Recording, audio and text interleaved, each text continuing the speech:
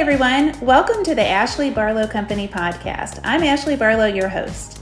If you are a parent, a teacher, or someone who works at a school, or you're a community member, a volunteer, or a staff member at an organization that supports people with special education plans, a coach, a tutor, or even a grandparent, you're in the right place. Sit back with an ice cold glass of lemonade, put on your walking shoes and grab some headphones, roll down the windows and cruise. Ready, set, go. Educate, advocate, collaborate. Hi, thank you for joining me for today's episode. I am interviewing my husband, Brandon Barlow. Brandon is the father to our son, Jack. Jack is 10 years old and Jack has Down syndrome. Jack has been in special education since birth. You go through early intervention from ages 0 to 3. He started early intervention when he was 2 weeks old, and he started preschool when he was 3. He did 2 years of preschool, and then he started kindergarten. He actually also did 2 years of kindergarten and is now in the 4th grade. We live in Kentucky, and Brandon and I were talking about a good kind of entry-level podcast. I really want to be able to give you some baseline information before we start to dig into interviews with people on specific topics like dyslexia eligibility or even parent care. I really would like for you to have a baseline of information so that some of that overwhelm is eliminated. And Brandon said, meetings are so intimidating. Why don't we just kind of give everybody the 411 on meetings, just kind of with a basic, what's the meeting, who's there, what to expect when you go to a meeting. And the more he talked about it, the more I was like, you know what? I just need to interview you.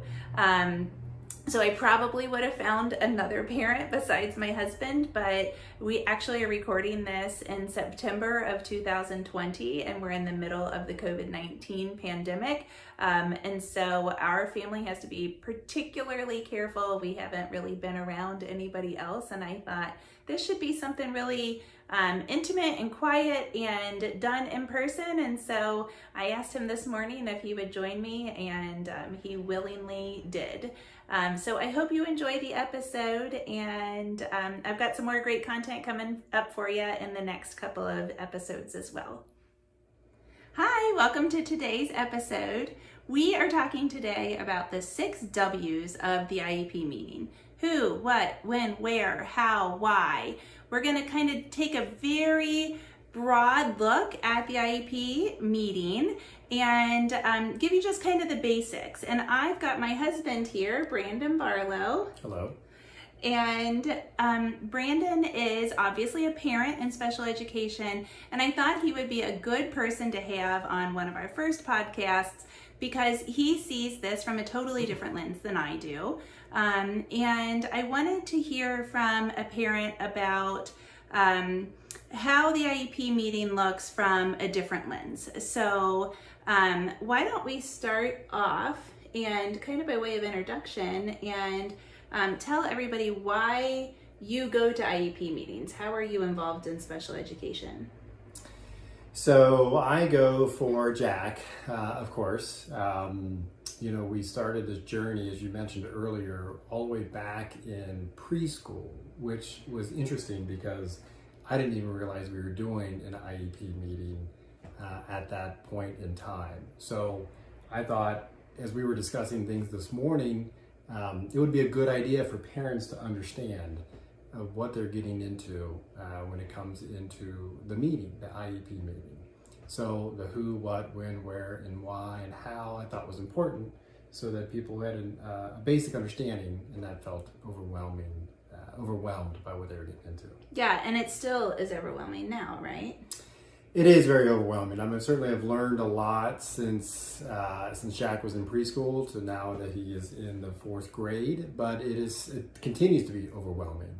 And I thought just a basic conversation around, who is going to be there, why are these people here, what are we talking about, what do I do in this meeting, was important for parents to know early on. Yeah, and I appreciate that. We were talking this morning about kind of the basic entry level kind of put some assurances into your heart. And Brandon suggested this, and I thought it was great. And as we were talking, I said, why don't you talk about it? So here you are. Right. Okay, so go back to preschool. Oh, before we do that, how old is Jack? Where is he? Tell everybody about Jack a little bit. Jack is 10 and going into the 4th grade, as we talked about. He is doing well. I mean, he's done a great job in school, and that's basically because we have a great team that we work with, and of course Ashley does a wonderful job of keeping up with everything. But Jack is a great little guy. Loves playing basketball. Loves to swim. Loves to fish. Loves to golf. Tolerates school, but he does well. I mean, he does well. He's taught me a lot of good things, and he's making great friends, which is fantastic. So certainly, it's important to have that goal and all of the stuff outlined for what we're doing every day for him, because you don't really think about it. At least I never thought about it. And like we were saying before, when he started preschool, I remember having a meeting with his teacher, but I didn't really realize that was an official meeting of how Jack was going to be taught in preschool. And when did you find out that the meeting that we had, the very first meeting that we had, was an IEP meeting? About 10 minutes ago. About 10 minutes ago. So you can even live with somebody that lives, eats, and breathes special education advocacy and not know it, right? And that's kind of the point of today's podcast is, providing that baseline of information so that we can empower you and so that you feel comfortable in meetings. What is your role when we go to IEP meetings for Jack?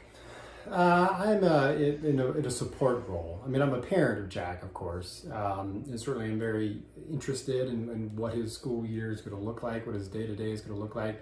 But I'm certainly there as a parent, but I'm there as a support role because I'm fortunate enough to have you to really help drive that conversation, but also to be there for you to bounce ideas off of, to interject when I feel something is necessary to talk about. So I'm there to be an advocate for Jack as a parent. And I see Jack in a different lens than the educators do. So I want them to understand that Jack's not just a statistic or a person in their school, but that, he and I fish and we have a goal of golfing together when he gets older and things of that nature as well. So I want them to see the human aspect of Jack and not just the what they do every day. That's it, right? Like I always tell people, you are the expert on Jack. And if you've got that goal of golfing 18 holes, that is going to involve physical endurance. It's going to involve behavior. Golf is a sport that involves etiquette also, which is different behavior. It might involve some social skills. And that is what the purpose of the IEP is to prepare you organically for your future life. So that's great. And I think a really important undertone to that is that you do have me there, and parents might have advocates there, they might have attorneys there, they might have people from disability organizations at meetings, but at the end of the day, they are the experts on their children, and you need to feel empowered to speak about your child, to interrupt, to interject, to ask questions, and to make it practical for your child, because nobody else knows Jack's experiences, and our job as parents is to communicate Jack's experiences, and you do a good job at that. Thank you. Why do you think it's important to know what's going on? Like, you were the one that said to me, I think what we should do is a podcast on kind of the meeting. Like, why is it important to get that information to people? Well, because it's very overwhelming. It was overwhelming to me, and it's still walking into, he said 5, 6 different IEP meetings at this point in time. Still walking into those meetings, I feel overwhelmed, a little bit anxious walking into those meetings. So I thought it was very important for all parents to understand that you will feel that anxiety. You will feel a little bit overwhelmed, but the more we can provide you here, I think will help you walking into that meeting feeling a little bit more comfortable and obviously more educated on what you're getting into. It was a very overwhelming experience, and I just want people to feel prepared when they walk in there as much as they can. Yeah. And so, one of my mentors as an attorney told me one time that if I don't feel nervous before a trial or a hearing, if I don't get those butterflies, like the anxious kind of butterflies that kind of drive you to do your best. If you don't feel those, it's time to quit your job. And I was like, oh, that's good, because I thought eventually I would get this confidence that would be like, yeah, I'm going to court. But I always do, because it's somebody else's life that I am there to talk about, and I don't want to mess anything up, but I also want to do a really good job. And I think that's how you feel before a test or before, a big speech that you're giving or something else, so it makes sense. And I feel the same way when I go to meetings. So, yeah. and then we probably should have started with something negative and gone to something positive, but just so that everybody understands that everybody feels this way, talk about how you felt, like kind of the emotions that you felt when you didn't feel empowered with information, when you didn't know, and you were kind of walking into like the unknown. How do you feel? Well, I felt intimidated. I felt nervous. I felt frustrated. I almost felt like I was just not educated on going into it. So I almost felt dumb with what I was experiencing, because I'd never been through it before. Now that I've done a few of them, I feel a lot better, but I still continue to feel some of those emotions walking into it, because this is, your son or daughter's education that you're working on here. So you need to be comfortable, but I felt like I didn't understand. I felt very frustrated with what we were getting into. And certainly still continue to feel, I feel better when I go into them today, but I still have that little bit of anxiety, walking into them. And I did too. I mean, remember after a couple of years, we had our first kind of impasse with our school district, and we said, okay, well, now we really need to start to advocate. And I had read a couple of books, which is the way that I like to learn. And remember, I would call and call and call, started a professor at this university. And then when the referrals ended back at that professor, I'd say, okay, that loop's closed. Now I'm going to start another loop because somebody else told me about this other place to go. And ultimately, I went and bought every special education book, like the books that teach the pedagogy, the teaching strategies, and every special education law book for every college course in Greater Cincinnati. And I didn't read those books. I just started reading. That's different, right? I mean, two different parents, whether they learn. I mean, obviously actually learned by reading, and I learned by the experience, and obviously, tapping into her knowledge along the way as well. So we all got to learn differently how to handle these type of meetings. So I think that's important to understand too. Yeah, definitely. I mean, those books are that high, if not bigger than that. I can't read through that stuff. Books aren't this big. Well, I mean, all of the stack of them, stack of the books. Okay, that's what I mean. Okay. But it's well, the stack's bigger. Right. Okay. Okay. Well, that's fair. So let's get into then the IEP meeting. What's it look like? And let's get into the who, what, when, where, how, why, and maybe we'll do a whatever at the end, because remember when Jack used to do that? Whatever. He's done a lot of things. Okay, so who? You are not the expert on special education advocacy. You are the parent that's here to talk about your experience. So who is at the table from your perspective? Who's on that team? There's an IEP team. And by the way, before we do that, in Kentucky, we call them ARCs, Admissions and Release Committee. Sometimes people call them ARCs. I know they're PPTs, they're ARDs, there's lots of different names, but an IEP meeting is an IEP meeting. And I think for the purposes of this discussion, we'll probably be talking mostly about annual IEPs. So just the ones where you're reviewing the annual goals and progress on them, and then setting the goals for the following year. Okay, so when you walk into a meeting, who is there? So who is there? So both of us are there. Our principal for the school is there as well. His special education teacher is there also, who Jack works with every day.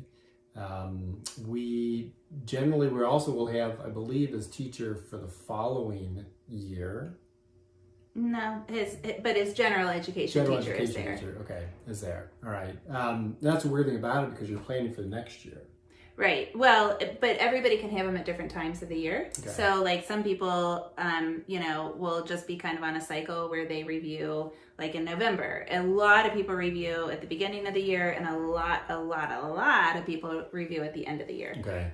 But some people are just kind of set up in the cycle where it's November or whatever. Gotcha. So I do remember our first experience, well, maybe our second experience. It's the first one I just learned about not too long ago. But our second experience, we sat in a room with the tables. I mean, it seemed like there was a dozen people there. There were 19 people. 19 people in one of our meetings, and you want to talk about being overwhelmed and like, oh my gosh, what am I getting into? That was very challenging. So that was meant to be intimidating. It was, and then unfortunately, it was. We felt that. And then we felt the raw emotion of it afterwards also, because it did not go the way that we thought it was going to go. And that was it. It was the hardest emotion was we didn't anticipate it. Right. And so while the outcome eventually was fine, the outcome of the meeting was not what we wanted. And we were more upset that we felt almost betrayed or that we didn't anticipate it. I remember saying, I'm just not used to feeling mad. Right. Okay, so the principal's there, special education teacher and general education teacher. I'm going to interrupt you and say that the principal doesn't have to be there. There has to be a meeting chair. And in a lot of places that can be a school counselor. It can be, some schools have something like a case manager. Sometimes it's the special education director. Gotcha. So there's and sometimes it's a superintendent that is there to be the case manager or the meeting chair. And then you have general education, special education, and then who else is there on our teams? Oh, for Jack, we have a speech therapist is there, occupational therapist is there as well. So I think that's his team right now. And speech and OT, and then PT, and those are your related service professionals. So the therapist or those kinds of people. If your child has vision impairments, then you might have the orientation and mobility professional there. You might have the music therapist there. Those sorts of people. Certainly the school psychologist comes. Yeah, I do remember that now. School psychologist has been there a time or two. Yes, and those are for evaluations. So oftentimes the school psychologist is the one that takes all of the different evaluation reports. So if your child gets evaluated, and that all happens on a cycle, and we'll talk about that also, but if your child gets evaluated, then the school psych will come because they are the person that has generally made the integrated report, taken the PT report, the OT report, the school psychs report, because they'll do the educational, cognitive testing, behavioral observations, those sorts of things, and put them all into one report. And integrated just means that they're all put together. So the school psych will come, and then we've invited people to meetings before also. So parents can invite people before. We had somebody from our local Down Syndrome Association come one time. We had an advocate come for us one time. We have lined up attorneys to come for us in the past as well. But people, you can bring a friend. It's kind of like when you go to a doctor's appointment, and it's nice to have somebody there to take notes for you or something like that. Sometimes it's just somebody for that purpose, but then sometimes it's a grandparent or a tutor or a doctor, a therapist, somebody else that can come to speak, kind of specifically to the child. Okay, anything else on who? No, I just, it seems as though also just school administrators could come as well. Yes. I think have some additional school administrators join us also. Yes, exactly. Yeah, so the school, right. And the school can invite people right. also. Okay, so what is the IEP meeting? Like what, what's the purpose of them? I want to know what you know. Well, I mean, the purpose is to create an education plan for us, for Jack, for the next year. Mm-hmm. So we're trying to figure out, okay, how much time is he going to spend with, his occupational therapist? How much time in his day is he going to spend with his speech therapist? How much is he going to spend in gen ed, general education? How much is he going to spend in special education? So trying to figure out what his day looks like. Mm-hmm. How much time will he spend with them? And also goals. So setting, goals as far as, is he going to be able to to read by this age? Is he going to be able to write? Is he going to be able to add? I mean, basic goals and sounds. For the year, annual goals. Yeah. Mm-hmm. Yeah. So creating those goals, Mm-hmm. time, resources available, and then also review, I think, pretty much his evaluation with him from the year where he is. Yeah, well, not an evaluation, but we call those his data, his progress from the prior year. So, Right.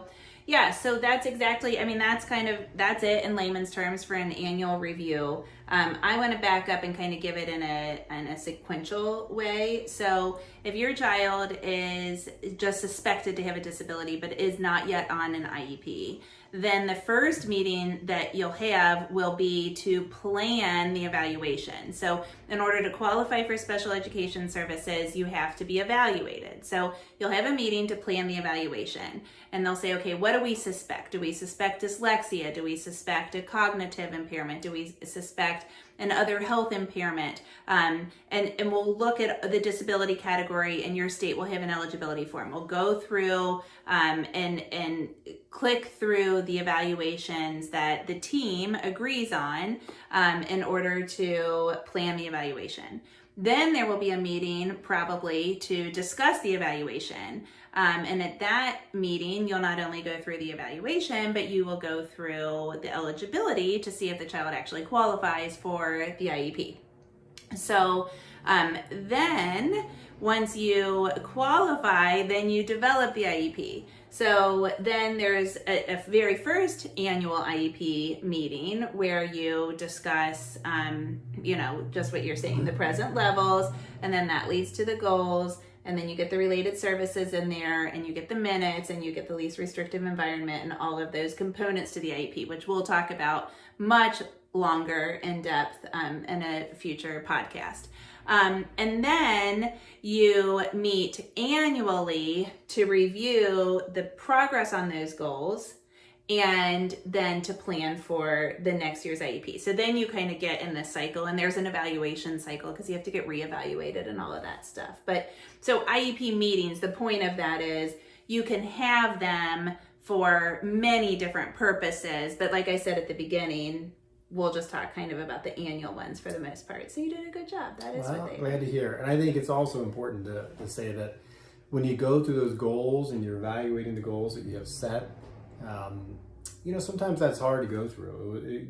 To watch those goals, if you think about some of those goals are maybe rather simple goals, but, and maybe, if your child is not accomplishing those goals, it can be a little overwhelming. It can be, there's emotions in that. There's a lot of data that's driven all of those things, and certainly all the people that are there with you are looking at the data point. But as a parent, I sit back sometimes and I look at it and it's like, okay. I mean, it gets you here too. They talk a lot of numbers. They talk a lot of percentages and what has Jack accomplished and where are we with that, which is great because obviously you have to keep those data points in mind. But just know that that can be tough on you too as a parent to look at those goals. Well, and I agree entirely because they're your child. They aren't numbers. I remember one time we got an evaluation report and it said that he was like rocking back and forth and he was licking his hand. And I was like, he doesn't do either of those two things, and it just doesn't even sound like Jack. But then, I thought, well, yeah, I mean, he might have been like rocking the music or something. Like, he is human, but I see him as a mom, right? And the data does that. But I do want to give you an advocacy tip for that. And the advocacy tip is to stay involved throughout the year so that when you get progress and you get that draft IEP or you get the IEP at the meeting, and of course it is a draft because the team has to agree on it and parents are part of the team. But when you get that, you aren't surprised because you've seen the data at least quarterly or monthly or something like that. And you've communicated. So if you stay involved in your child's education, then you shouldn't be as surprised. It's a good point. But still, you get it and you're like, oh, right. Like, I always feel like I should have done more reading or something like that. Yeah, I won't feel like that right now in COVID-19 when that's all I do. That's true. Okay, so when? I think we kind of hit this. Like, we know it's annual, right? Yes, yes, exactly. I mean, from my perspective, once a year, I know that we're going to be doing this for Jack for the upcoming year. So for me, yes, on an annual basis, I know, and I think also we could do it anytime we need to do it as well. If we need to make adjustments to things. Yeah, like if he's met a goal, he just blew through his sight word goal, so we will probably meet again soon to develop a new benchmark for sight words. And that's just one example. But also if you suspect regression, if there is a new diagnosis, a new medication, any kind of change like that, then certainly you can call a meeting to have an updated meeting to communicate that also.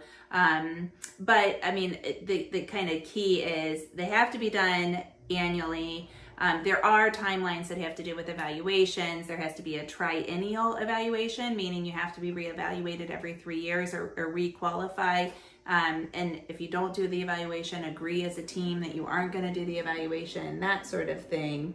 But the bottom line is for your general annual IEP meeting, yes, it happens every year. And a lot of people ask me in my practice, like what if I just get a paper in the backpack and it says Tuesday at 2:00?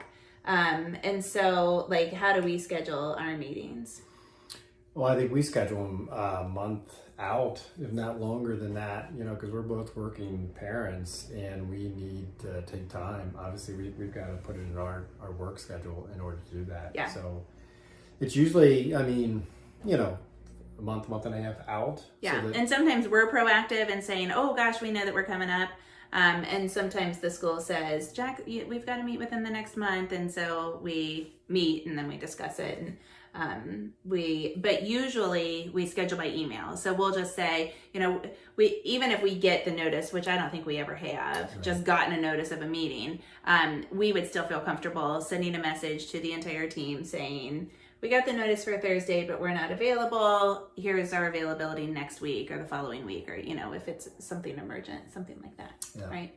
Okay, awesome. So how do the meetings get scheduled? I think is the most important thing for how. Like how to me is like, how do you go through the meeting? And that's a whole podcast in and of itself. So for how on this, I think the kind of important thing is, how do the meetings get scheduled? And we kind of just talked about it. Yeah, I usually get an email from the school asking us when can we, basically look to get our calendars out and schedule a joint meeting. So it's via email. It's generally how we get it accomplished. Yeah, and it can be scheduled by parents or school, as we've already mentioned today. Mm-hmm. Oh yeah, we were fast on that one. Okay, so why? If it's not, why you've spoken to why we have meetings, our general annual meeting happens because we're setting a plan for Jack for the upcoming year. Yeah, and he's due, right? Like his IEP is due to be updated. Update the goals, update all those resource time, all that kind of stuff. Yeah. Okay. Awesome. But there are, and I don't know that we have necessarily ever called an IEP meeting for an update unless he's met a goal, because sometimes I actually prefer informal meetings over making specific meetings about making them actual IEP meetings. So if I've got like a staffing question, I might go to the principal, or if I've got a behavioral question, I might just go to our special education teacher, which we call a resource teacher in Kentucky, something like that. But you certainly can call a meeting for any concern that you have. And then we also talked about like the evaluation meetings. Do you want to talk about how those eligibility meetings go when we get that big long report from the school psychologist?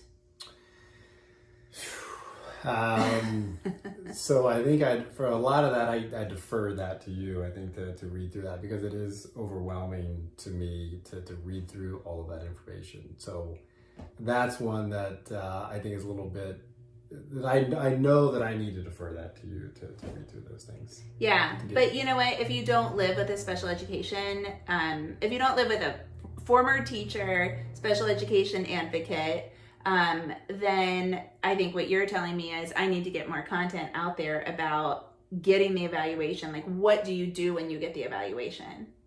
I think that is a good topic. Yeah.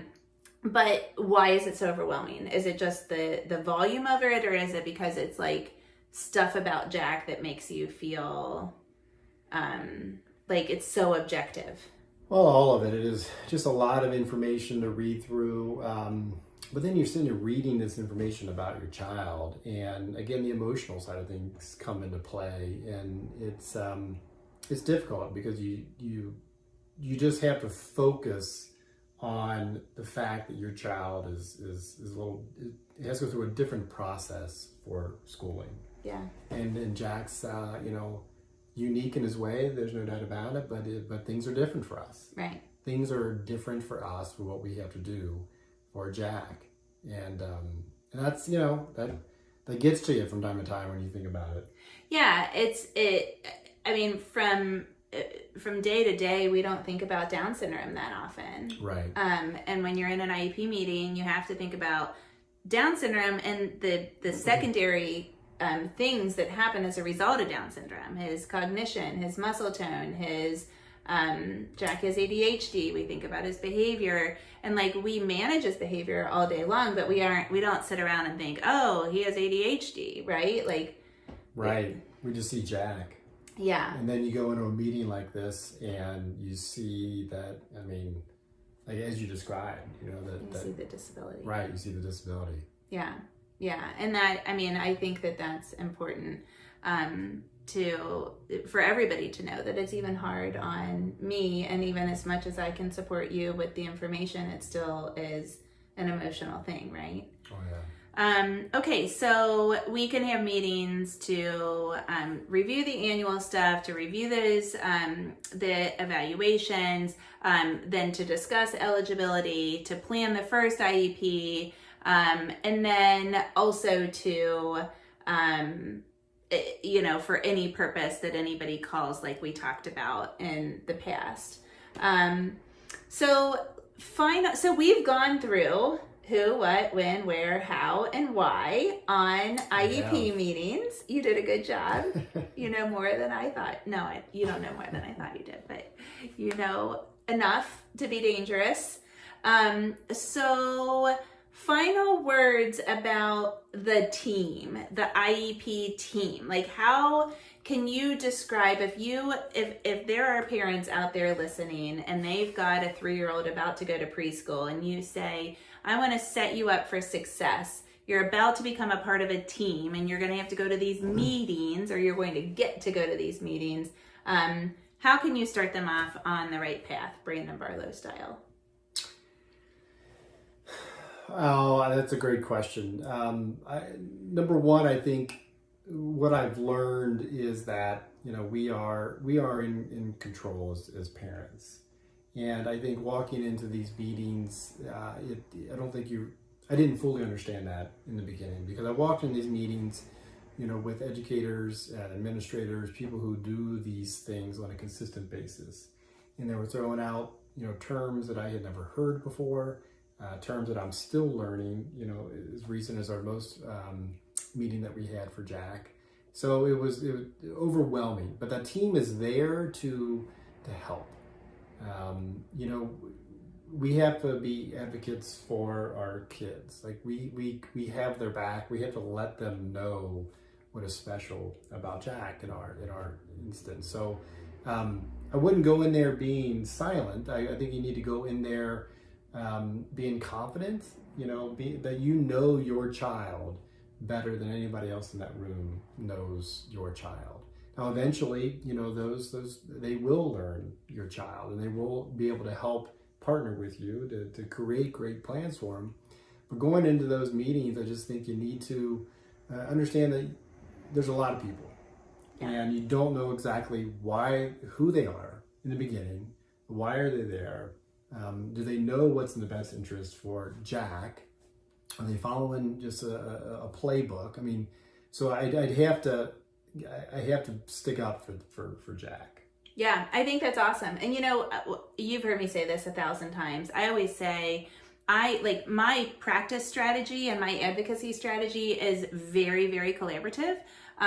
but it isn't anti-conflict. So if I see something that I disagree with, or something that I question, or something that I might not understand, I stop and I say, okay, I don't agree with that, or he doesn't do that at home, that kind of thing.